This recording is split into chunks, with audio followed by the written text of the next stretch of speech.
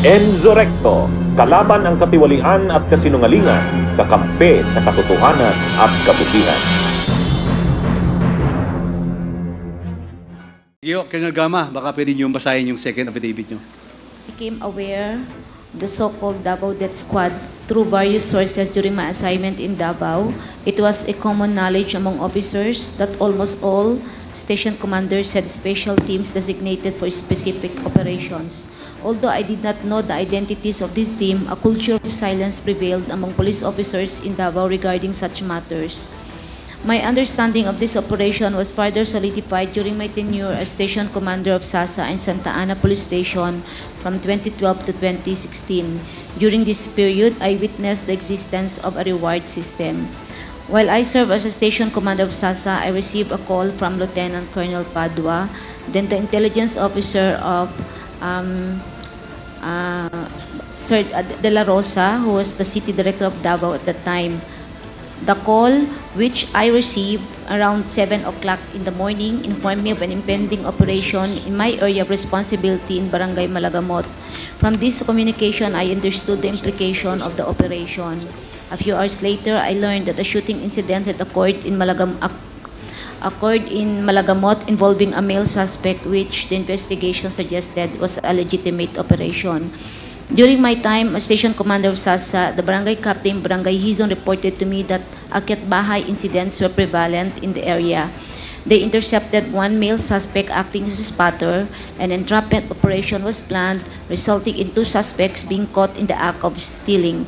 One suspect was wounded and later died at the hospital while the other escaped. From that operation, I received 20,000 from Sergeant Suwan, which was provided by Boy Alce. Furthermore, during my tenure at the SASA Police Station, a personality identified by the Barangay Captain Panakan as a drug pusher and user known for illegal gambling and being a nuisance in the barangay was killed near GT Gasoline Station in Panakan. I remember this person because in the morning of that day of his death, the duty desk officer informed me that he went to my office and left an image of the Holy Family. He told my men that he just went to Mass and was very happy to present to our office the blessed image. The following day, I inquired with the police investigators about his death and the outcome of their investigation and was informed by Sergeant Suwan, trabaho yun, naka-care of po kay nung Boy Alce. There was never any clearance from my office of this operation, nor was my office informed of it. While serving as Station Commander in Santa Ana Police Station, I also became personally acquainted with the aforementioned reward system from June 2014 to January of 2016. We conducted various police operations that resulted in the deaths of suspects, drugs pushers, and hardened criminals. In one particular incident, along the coastal area, we monitored the Bitwal Akyat Bahay suspect. One suspect was caught in the act of climbing into another victim's house when my officers called out for him. He was shot during the ensuing confrontation, resulting in his death. For this operation, I received 20,000 from Sane Benaventura.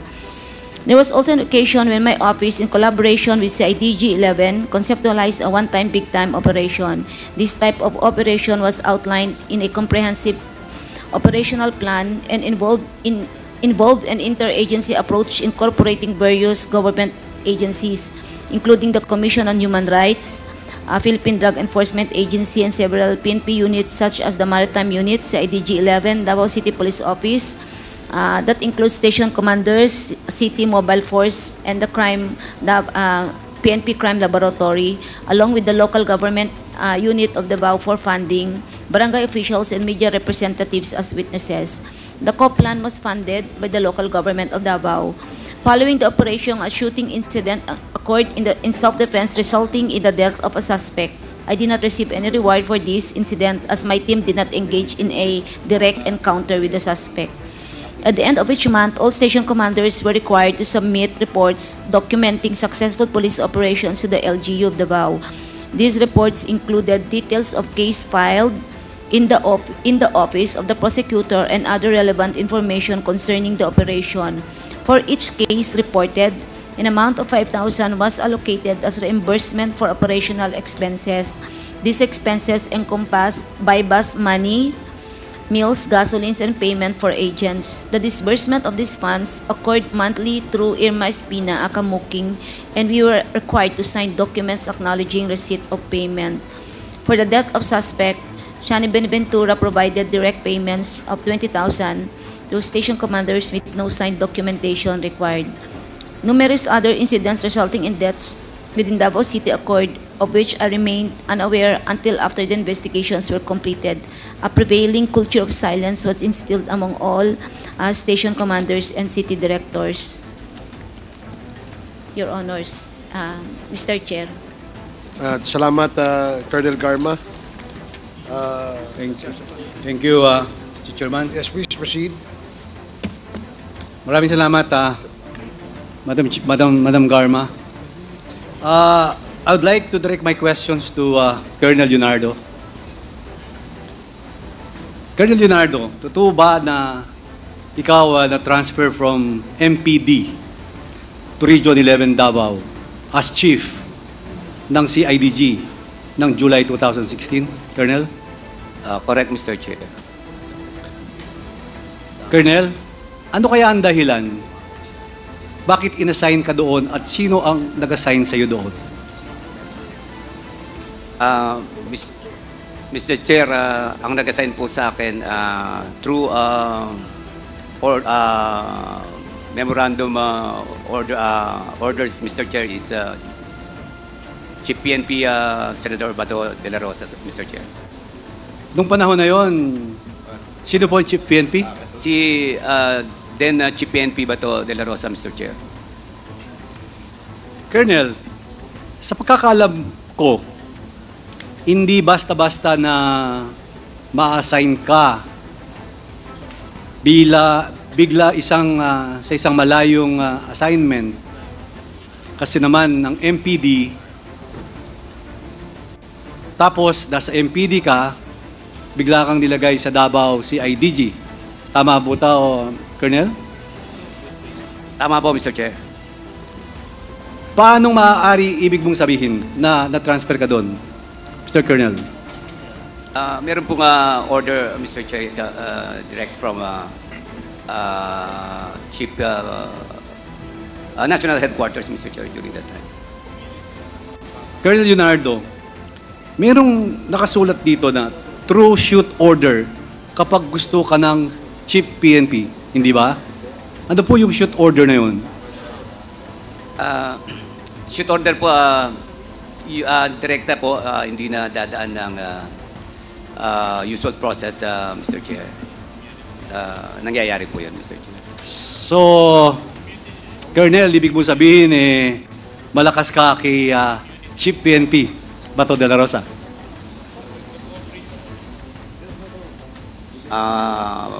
Maaari po, Mr. Chair. Very close ka ba kay Chief PNP, Colonel? Nagkasama po kami sa isang province at saka sa Davao City, Mr. Chair. Marami po kasi nagsasabi sa PNP na ikaw ang pinakamalakas kay Chief PNP. Totoo ba to? Ay, hindi naman po, Mr. Chair. Hindi lang po ako ang malapit po siguro, Mr. Chair, yung... Ngayon, ilang taong ka na-assign sa CIDG 11? 4 years po ako doon, Mr. Chair. 4 years, Colonel. Di ba, dapat may clean na yung 1 year or 2 years. Pag sa kakalam ko, hindi po pwedeng papalitan. Bakit more than 2 years yata yung pag-stay natin sa CIDG 11? Colonel? Basta hindi lang po ako nare-relieve, Mr. Chair. Naghihintay po ako kung i-relieve po ako, Mr. Chair. Hindi po ako nakatanggap ng orders. Hindi ka nakatanggap ng order para palitan ka na kahit naging 4 years ka na doon, Colonel? Opo, Mr. Chair. Colonel Leonardo, ngayon, di ba nagpatunay ito ng naiba? Kasi matagal kang na-assign dyan sa CIDG 11. Ano ba ang dahilan? Bakit hindi ka po napapalitan?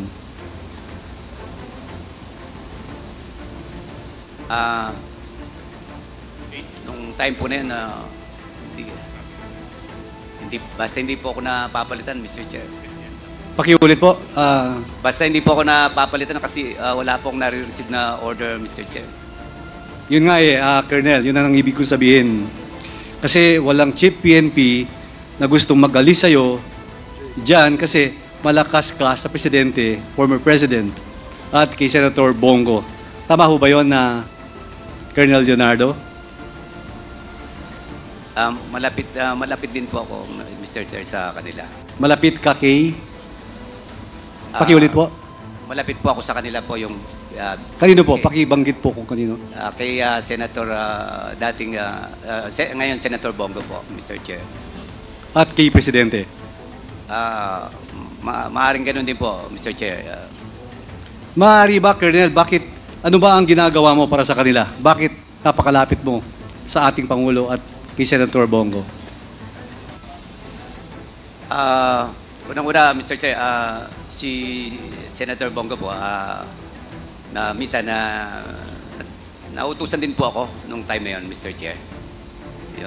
Kung ano po ang kailangan nila, kung kaya ko po, at concerning yung pong function ko as CIDG Regional Chief, Mr. Chair. Pwede mo akong kaming bigyan ng halimbawa na inuutos sa iyo ni dating Pangulo at paano ka nagre-report or vice versa?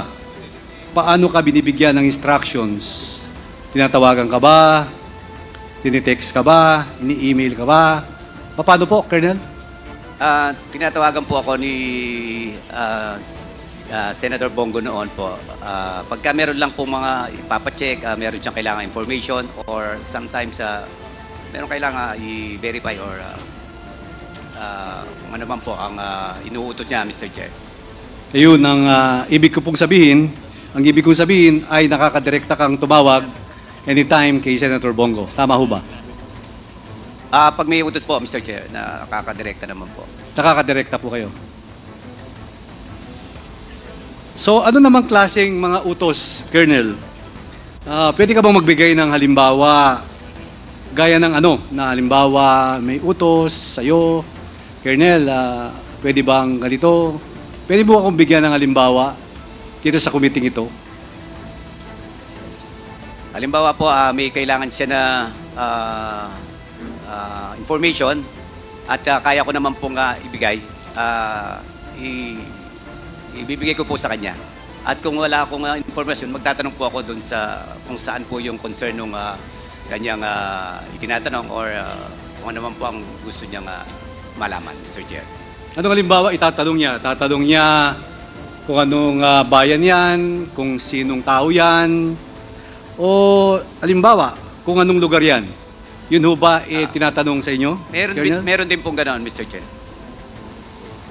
So kadalasan, yun po ang ginagawa nyo? Opo, Mr. Chair. So ikaw ang nagbabalidate o nagbibigay ng impormasyon na kailangan niya tungkol sa isang tao. Tao, lugar, ganun ba ang ibig nating sabihin dito? At siyempre, kailangan mo ring i-validate ang isang bagay kung ano ang pwedeng may report mo sa ating boss.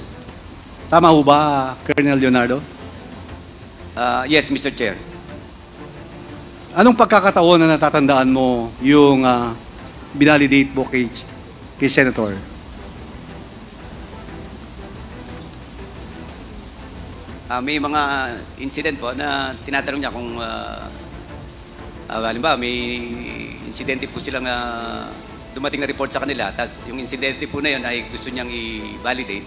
Ako naman po ang gagawin ko, minsan tatawag po ako sa mga region na concern po yung information, then ipapasa ko po sa kanya, Mr. Chair.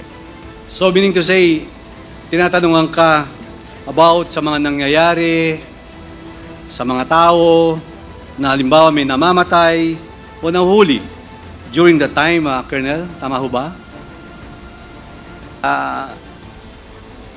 Meron din po mga ganong pagkakataon, Mr. Chair, pero bibira lang po. So, ibig mo sabihin na pag may nangyari sa isang lugar, ikaw ang tatawag at i-report mo. Di ba validate mo sa kanya ang nangyayari, Colonel? Ganyan ba? Halos ganun po. Mag-check po ako sa isang kung saan po yung area. Pwede pakiulit, medyo mahina ang boses nyo.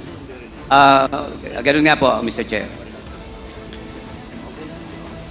Colonel Leonardo, totoo ba yung naririnig ko na kayo ang paymaster?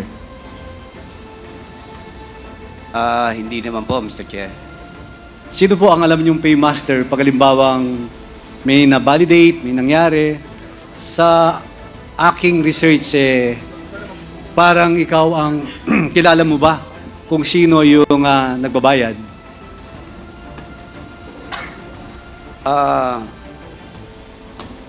Wala po akong personal knowledge, Mr. Chair, kung tungkol sa kung anong tinutukoy niya na magbabayad, Mr. Chair. So, Colonel Leonardo,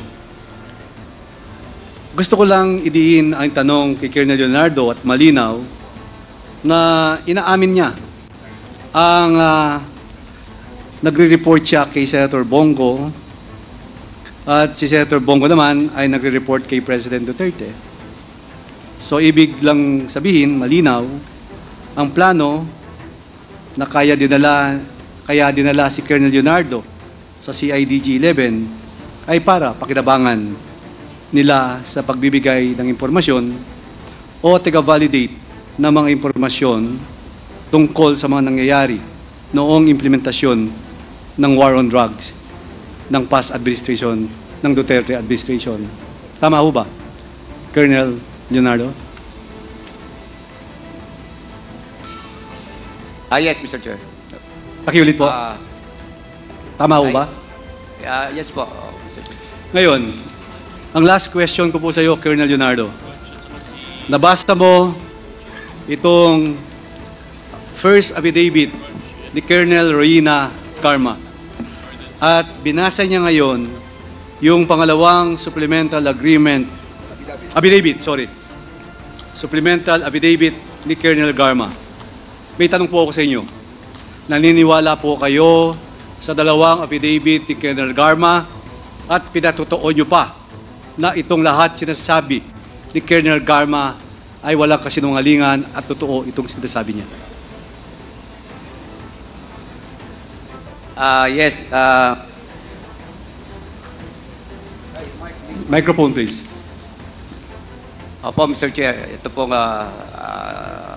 paragraph 14 po, Mr. Chair. So, pinatotohanan mo lahat itong dalawang first affidavit and supplemental affidavit of Colonel Rohina Garma. So, I just want to put on record, Mr. Chairman, may kulanong salita na ang ibig sabihin dito ay ang pagkakaisa. Bunyog Party List. Halika na, Bunyog Party List ka na. Halika na, Bunyog Party List ka na. Sa susunod, ang atinang suportahan, Bunyog Party List, nagtataguyod ng katotohanan, lumalaban para sa bayan.